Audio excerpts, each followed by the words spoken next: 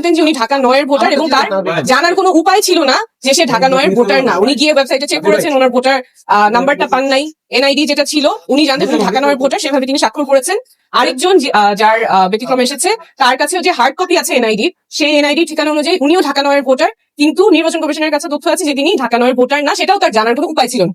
তো যেই দুইজনের কথা ওনারা বলেছেন যাদের সত্যতা পেয়েছেন কিন্তু ঢাকা 9-এর ভোটার না, এই দুইজনের ক্ষেত্রেই তাদের জানার কোনো উপায় ছিল না যে তারা কোন এলাকার ভোটার এবং ঢাকা 9-এর ভোটার না। ওনারা জানতেন যে ওনারা ঢাকা 9-এর ভোটার, সেই অনুযায়ী ওনারা স্বাক্ষর দিয়েছেন এবং নির্বাচন কমিশন কোনো উপায় রাখে নাই ভোটারদের জানার জন্য যে তারা কোন আসনের ভোটার কিংবা ভোটার নাম্বার।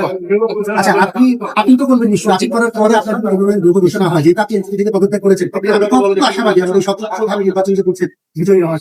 অবশ্যই আশাবাদী বলেই তো আমরা মাঠে আছি। আমাদের যে এই যাত্রা, আমাদের যে লড়াই, স্বচ্ছতা জবাবদিহিতার রাজনীতির লড়াই, এটা জারি থাকবে।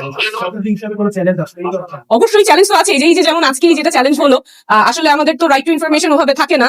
যারা এত কষ্ট করে স্বাক্ষর দিয়েছেন তাদের জন্য নির্বাচন কমিশন কোনো উপায়ও রাখে নাই জানার যে তিনি কোন আসনের ভোটার। আমরা এত কিছু বলি, আমাদের অধিকারের কথা বলি, কিন্তু এই বেসিক তথ্যটা জানার পর্যন্ত আমাদের কোনো উপায় রাখা হয় নাই।